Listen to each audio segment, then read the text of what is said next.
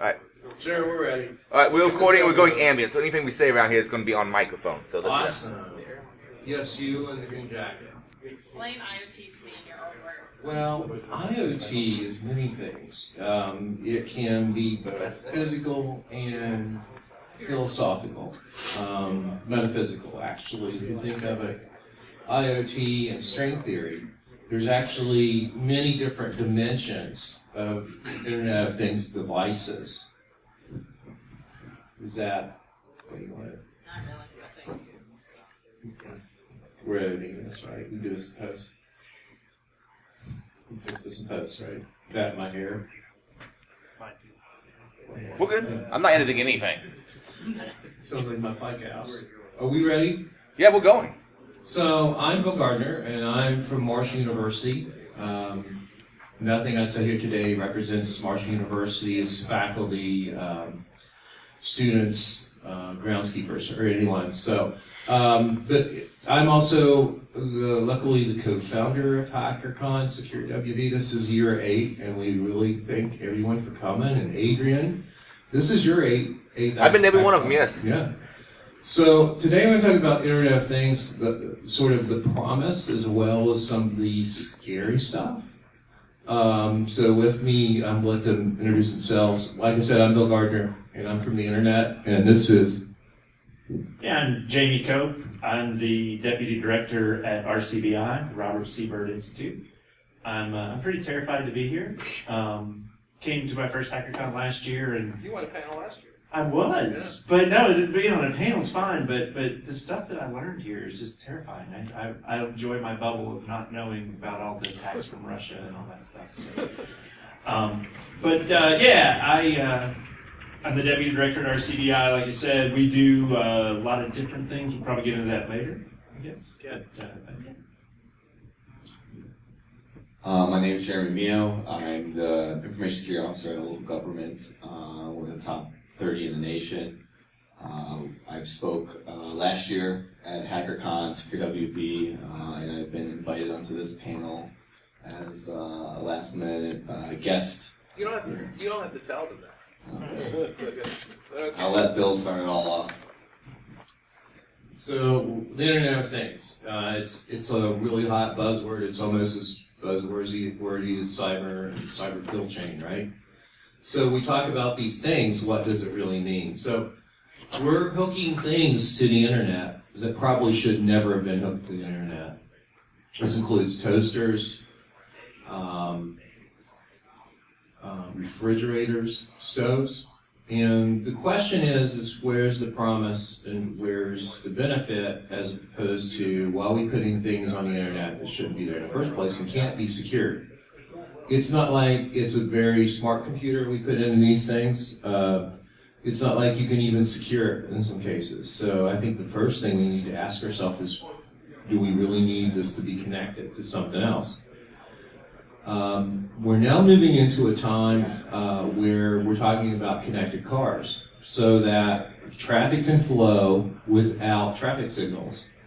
We're going to raise a generation of children that never learn how to drive. With self-driving cars, they'll just get in and say, yeah, take me to your leader, wherever they're going, right? So, but really interconnected cars is one of the great promises because it will fix traffic, especially in big places like LA, where traffic's a problem. So that's one of the promises of the Internet of Things. The other thing is it makes us more connected. I always tell my students about the days before we had the Internet, which was when I went to college, and the day before cell phones. And I'm like, how did we ever get in contact with each other? But, you know, and you can build your own Internet of Things now. I mean, Raspberry Pi and Arduino is, you know, I do a Raspberry Pi group on 15th every month at RCBI, and the things that people are bringing in are just awesome. You know, everything from controlling your Christmas lights to, you know, building computers that children can use to learn how to code. But I guess that's my song and dance, my introduction. Yeah, and one of the cool things about that Raspberry Pi group, I would say, is like 90% of the projects, we kind of have a joke that, why did you do that? And it's just because I can, you know. But then occasionally there really will be a project where somebody wants to control the flow of water through a pipe or something to that effect, and we're all kind of like, oh, there really is a use for this stuff. So you were talking about the ag innovation thing. Yes. Yeah. Just yesterday, RCBI has an agricultural innovations group where we combine agriculture and technology. And we had a contest for middle school and high school students to come in and show solutions to problems. And great stuff just coming out of these kids who kind of don't know what they don't know in a lot of ways, or haven't figured out that sometimes it's hard to get stuff done. Putting GPS trackers in the broadhead so that whenever you shoot your deer, you can go find it and get your broadhead back. Only in West Virginia. Yeah, well, Clay County, right? Had other kids that were controlling the water flow into troughs for sheep, which again, you know, I mean, all that's, it's great. You would be able to monitor that from a distance. Other kids wanted to use drones to plant seeds, water stuff, and all of that's actually happening in a lot of ways already. So yeah, fun stuff going on with agricultural innovations. And the Raspberry Pi group, which is open to everybody. That's a totally free thing. It's part, we say that it's a part of our makerspace, which is one of the areas we're really proud of at RCBI. We've got 3D printers, some tabletop lathes, or tabletop router with a laser connected to it as well, in form molds, things like that you can come in, pay $40 a month, play with that stuff all you want, tinker, have fun with it. Use all the filament. Use all the filament and the 3D printers. And we've got a lot of the folks from our Raspberry Pi group and others are in there using, you know, printing cases for their Raspberry Pis. We got a guy who's building a robotic spider, and he's printing out the parts for that. And it's actually going to be an agricultural spider as well. That's awesome. Yeah. There you go. Sounds like fun stuff. Yeah. So we deal with IoT more on an enterprise level and a citizen level for government services.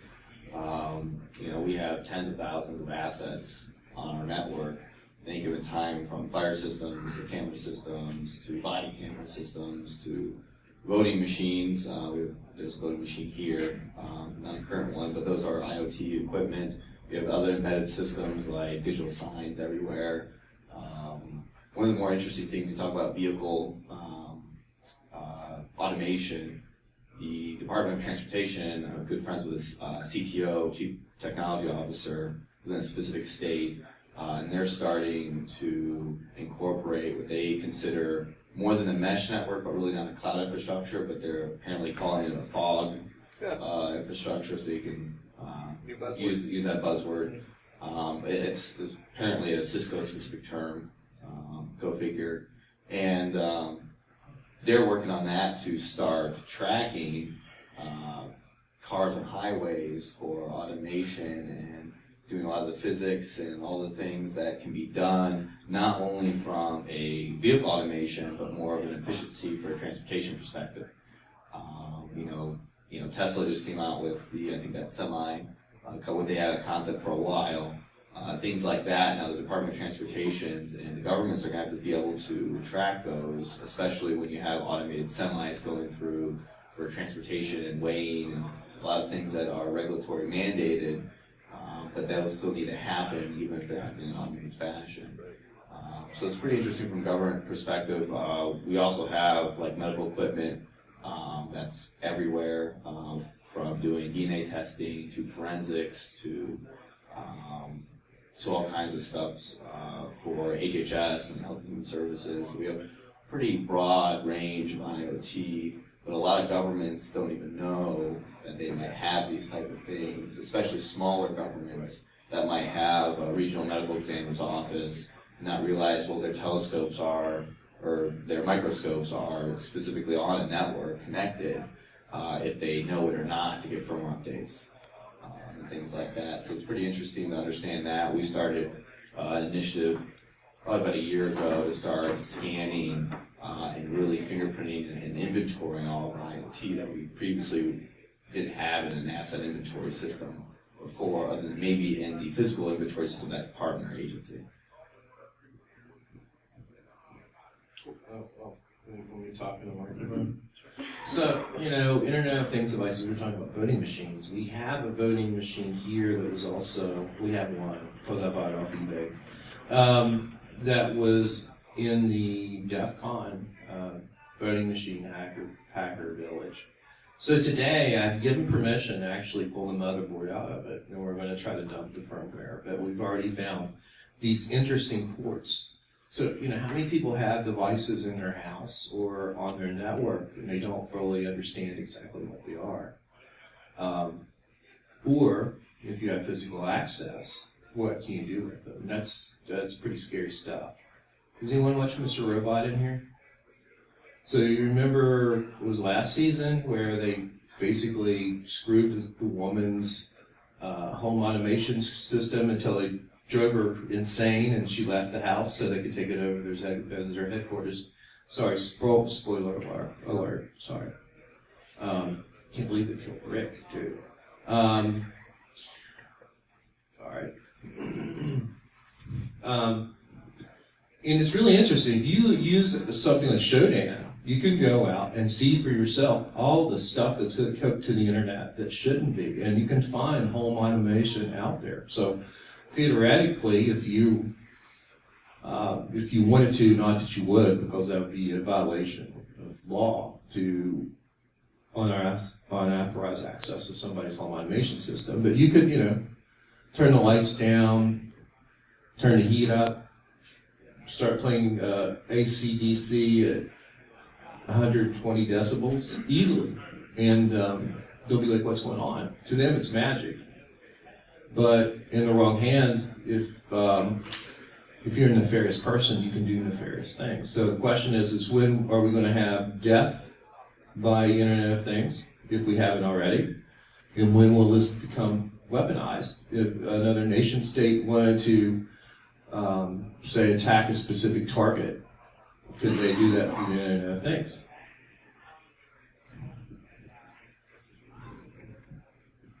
Yeah, so it's definitely an interesting concept. A lot of entities are asking those questions. I do know that I've seen some case studies or scenario-based tabletops, potentially, that might have been tested, where a lot of large entities have access control systems, obviously, from a physical perspective, that may fail closed or fail open, or if targeted, could fail closed or open. Those buildings might also have a fire system that's also connected that can be then turned off. And then if you think about that chain of attacks from going from a physical attack perspective into a hybrid with IoT compromise, you could essentially have someone do something in a way where then it shuts off all notification systems and locks everyone in. So if you think about the damage that could be done, and then if you do that systematically across a wide range of buildings or facilities all at once, with other types of situations and other types of deflection techniques and stuff like that that could happen at the same time, you could have a pretty catastrophic event. And the scenarios are out there, the tabletops are out there, but the solutions aren't really out there, right? So that brings a whole other discussion when you talk about death of IoT, especially when you have these SCADA systems that were historically air-gapped or perceived to be air-gapped, or were more so air-gapped because they just didn't have the connections that you could easily tie into, are now being just hooked into this IoT infrastructure to easily manage them. And for like Stuxnet and stuff like that, this will be more and more connected of maybe things that really, maybe they are full industrial control systems, but it's still an IoT thing. Yeah, and the kind of the history of RCBI, we were traditionally in traditional manufacturing, right? I mean, it's bills, lathes, things like that. And we see that we need to move into the Internet of Things because more and more that's, if you're going to work in the industry or expand the industry, that's where the expansion is. And so we've got people who are kind of driving the ship that are saying, yeah, we need to work on car-to-car communication. We need to work on, and there's no thought at that level that anything negative could go on with that, right? It's all about, hey, yeah, let's just get it to happen. So yeah, we need help from folks like you to make sure that we do it the right way and get things done properly. This goes back to a conversation I had at the Raspberry Pi user group. We have, I forget his name. I hope he's not watching this presentation. Yeah, David. I was talking to David, and he wanted to roll out small manufacturing is to replace the SCADA systems with inexpensive Raspberry Pis, which might work, but it's not. You don't think of that as being something that's enterprise grade, for example. So it'd be interesting. It's an interesting concept. I told him we probably could write a grant and actually do that, but maybe we should think about it. But there's a lot of things you can do with the Internet of Things, but the question is, should you? Do I really need to know how many strokes my toothbrush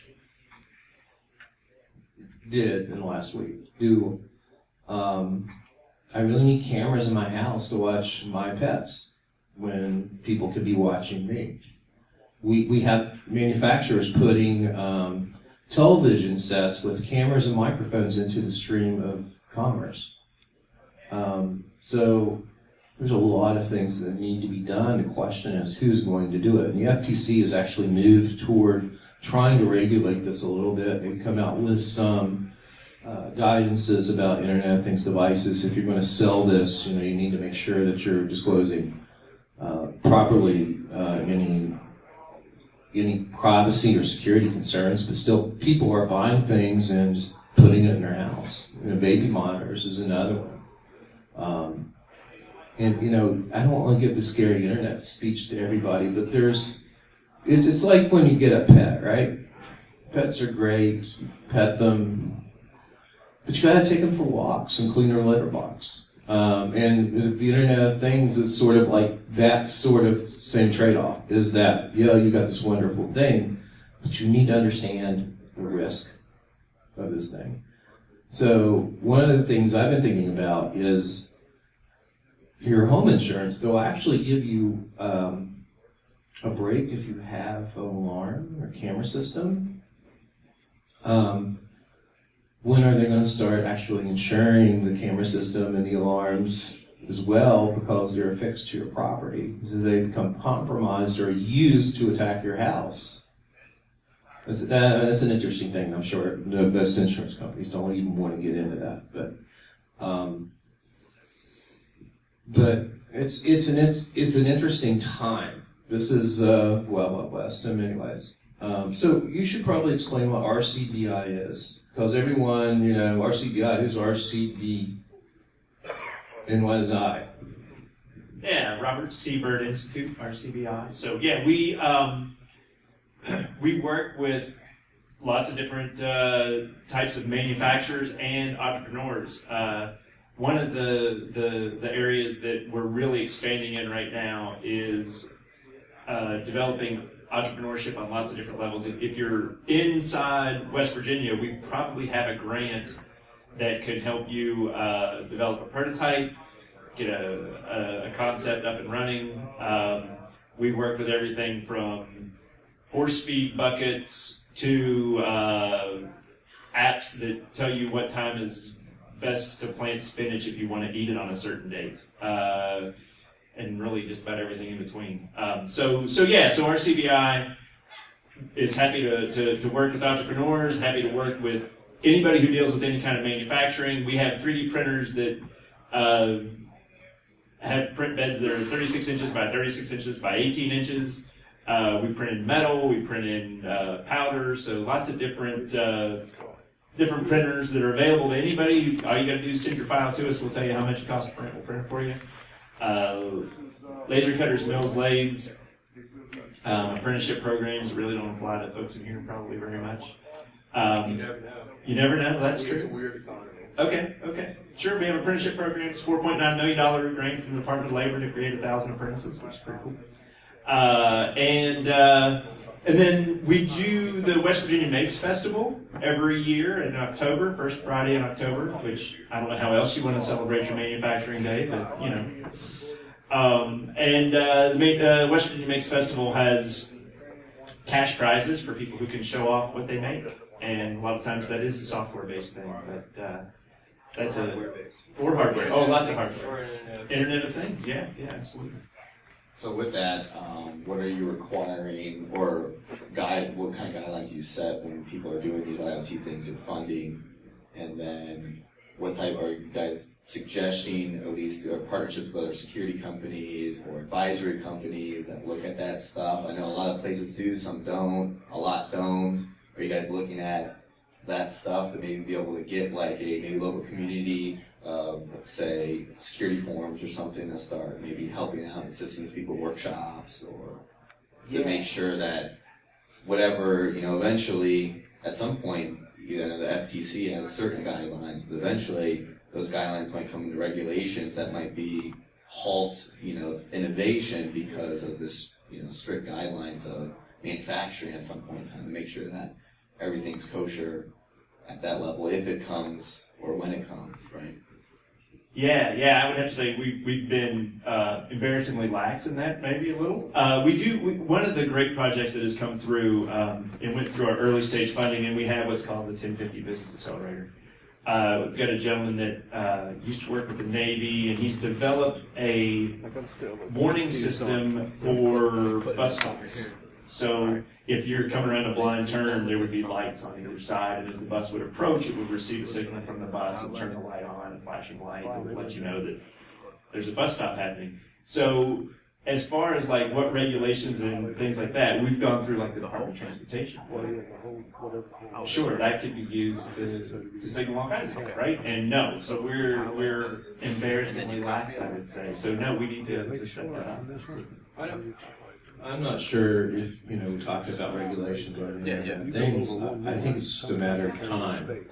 It's going to take something really bad to happen, but in the same way we regulate credit card transactions and student records and medical records, there are regulations to that, federal regulations, and I think that eventually it will happen. The question is that I think we need to be ready to assist policymakers on what is good and how you don't stifle innovation by making overreaching regulations. But yeah, and to expand on that, I was at a really good talk at ShmooCon DC this past year where the FTC was there, and they were looking for people to join their work group when it was almost before the regulations, not regulations, but guidelines, I guess. Guidance is out, where it's like they called it the equivalent nutrition label of IoT.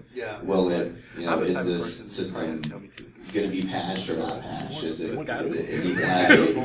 patchable in the first place? Is there a lifespan of this device? Is there an end of life date?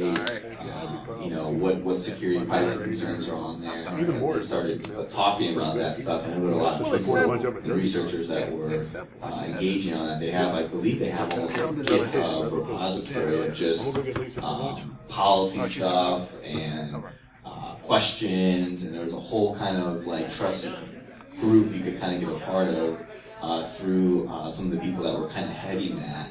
And they even said at first when they were heading it was outside of their official position of the FTC, but that they were getting that was coming down the line, but they couldn't officially say at that time. But now that stuff does exist. There are people on those work groups. I know a few people in some major companies like Rapid7 and Pulse, a lot of vulnerability companies that are looking at this IoT thing from a vulnerability perspective and scanning perspective and enterprise, and are getting tied into these work groups that maybe are heard or not heard, but it's kind of like, okay, if there's 10 good people in a group like that, maybe only one might be heard. And then that one person that might get heard, only maybe 10% of their stuff might actually end up in a policy or regulation from a government level because all the drafts it goes to, right? So, and everyone always says, well, we never have any input, but NIST standards and all that kind of stuff, those special publications, they all go for public draft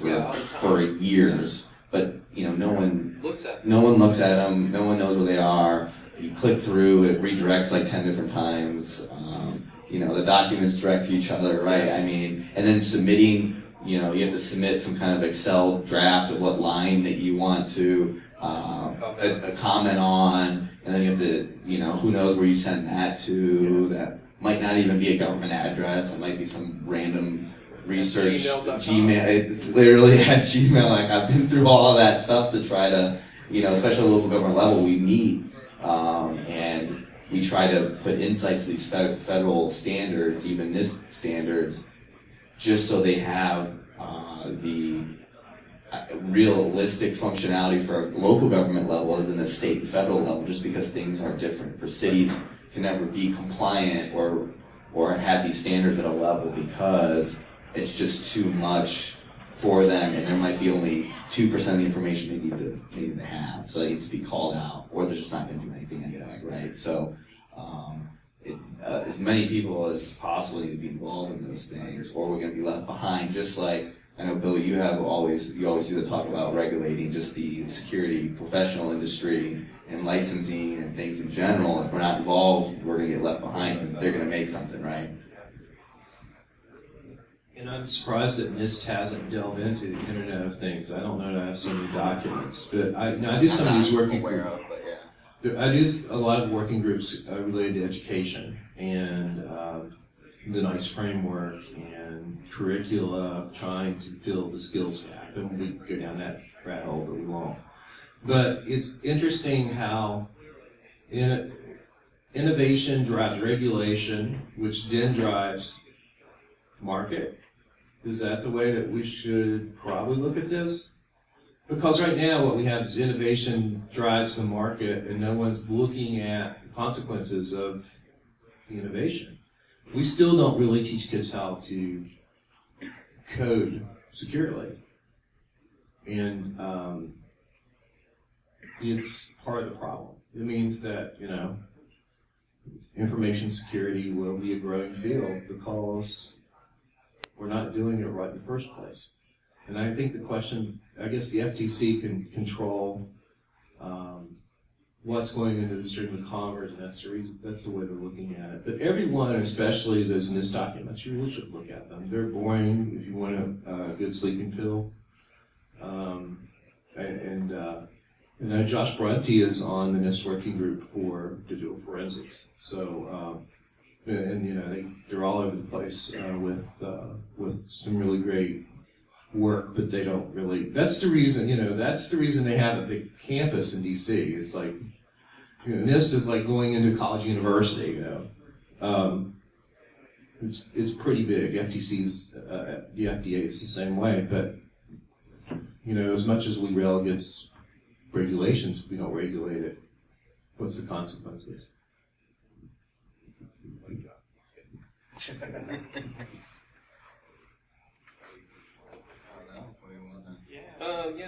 We probably shouldn't wind it up. We went 30 minutes, which is fine.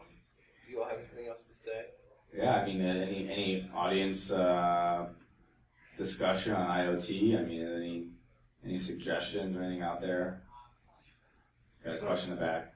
So it seems like a lot of the IoT that I see should really be an intranet of things.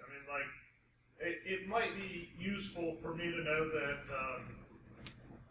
something happened with my oven and it's set for 375, but for some reason it won't get above 360.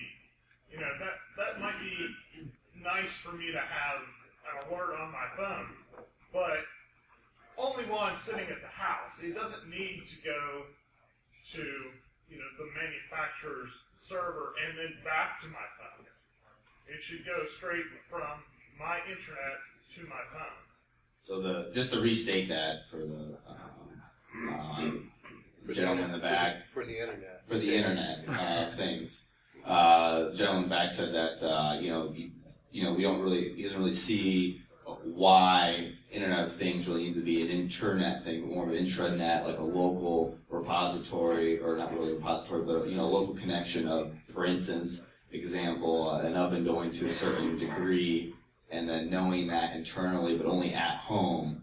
And then I guess I would it's kind of general, I'll summarize that, and I would kind of expand on that.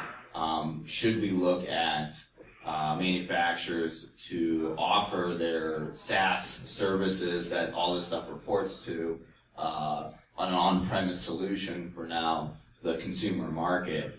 And I want to also just bring up one other thing that I know I listened to, kind of a shout out to Risky Business podcast. They had a really good, I think, a vendor on there was pretty interesting, and I don't really remember the name of the vendor per se, but their entire business model was taking cloud and SaaS applications for large enterprises, partnering with those SaaS enterprises to literally translate, copy, and completely clone their code to an on-premise solution for large, especially DoD or highly regulated environments that do need that capabilities of those SaaS applications, but need them on-premise.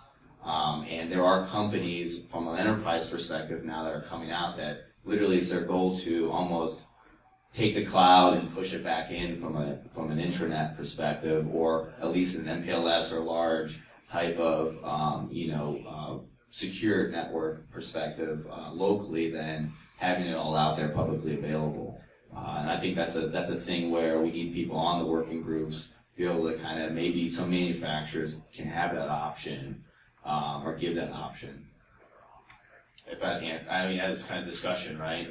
Yeah, I mean, you've got a device, you've got an app, and, the device talks to the app, but there's, a server part there that the only thing I can think of is it's for the company's marketing to get information from it. Yeah, I was at the manufacturer's show in Cleveland, and one of the things that they were doing was putting microphones inside of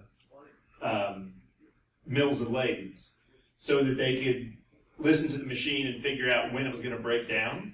So if you're only having the data from your own machine, it's going to be less likely to be helpful for that manufacturer to know when somebody else's machine is going to break down. So if your oven is having that problem, and ovens all across the country are having it, it might be good for the manufacturer to be able to get that information. Well, I mean, at You can that opt point, in, right? I can hit the diagnostic button on the app on my phone. I don't need to send all of my information. I don't need to have my oven open to the internet all the time. Yeah, I mean, you probably shouldn't. I mean, it's probably not the best thing. But, when you bring this thing home and you configure it in your house, do you really think about what you're doing? It's convenience. And there are some companies out there, like Verahome, for example, that have a controller. I'm thinking, well, we have controllers, but that thing is talking to a cloud server in order to authenticate you, in order to send you alerts. So it's still, like you say, talking to the vendor's infrastructure. So I think what we have here is a business opportunity. So we should talk with Jamie later and build one of those. Yes. The biggest thing you're missing in this, as the vendor wants your product to talk back to them, which has already been proven because I think it's Intel has killed one of the markets next year, is they want your device to talk back because they can plan obsolescence you in. Well, we want you to buy the new one, so we're killing Yeah, it's a planned obsolescence, and there's a lot of people who allege that. No, it's been proven. Oh, it's been proven? There's Okay. two home monitoring products that have been discontinued because Right. we shut down the server, the device will no longer work in your house. Oh, okay, well, that's nice. There are people who claim that the iPhone gets slower the older it gets. It's not because of hardware or software. It's just that somehow Apple's slowing it down.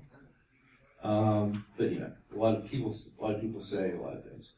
So in Huntington, we have internet-connected parking meters now.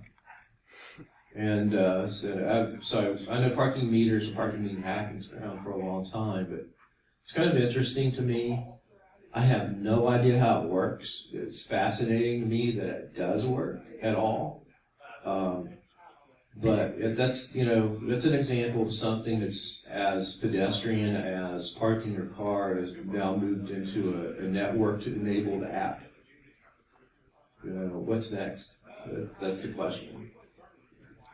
Yeah, when you bring up those parking meters and things, a lot of larger cities that take on something they call a smart city initiatives. Yeah. Where it's pretty much the Internet of Things for citizen services. If it's from lights to parking meters to potentially solar panel charging stations to kiosks for citizen services. There's a city, I'm pretty sure it's in California, probably one of the Silicon Valley cities or one of the more predominant cities over there, maybe it was Seattle, but they were one of the first cities to tie into the Alexa API for Amazon to answer citizen-centric services and questions, like they could literally go to these kiosks and ask it a question just like you would an Alexa or Google Voice or anything like that.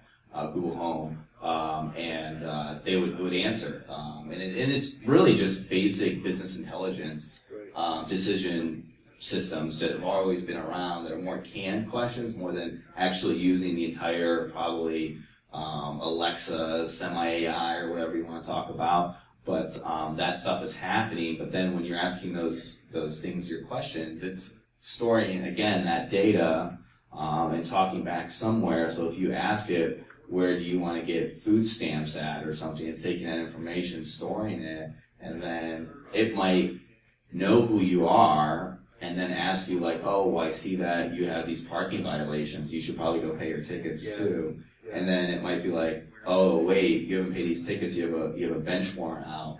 Oh, and then all of a sudden the things start flashing, and then someone's knocking right there. You're not even at the door. You're on the corner talking to a kiosk machine. Okay. Right? So, I mean, those things, how they connected, which is maybe a lot of benefit services because it's connecting a lot of citizen services that you might not be aware of. Or maybe you're like, oh, did you know that because your parking fine is this amount now, you can actually do a payment service. You don't actually have to pay in full. A lot of people might not know that. It's embedded because a lot of cities don't want you to know that, or they're not going to get the money, right? But maybe at some point in time, that's all connected. The cities will also not be able to like hide their processes like that. Not that they hide them, but things like that are all being talked about and connected.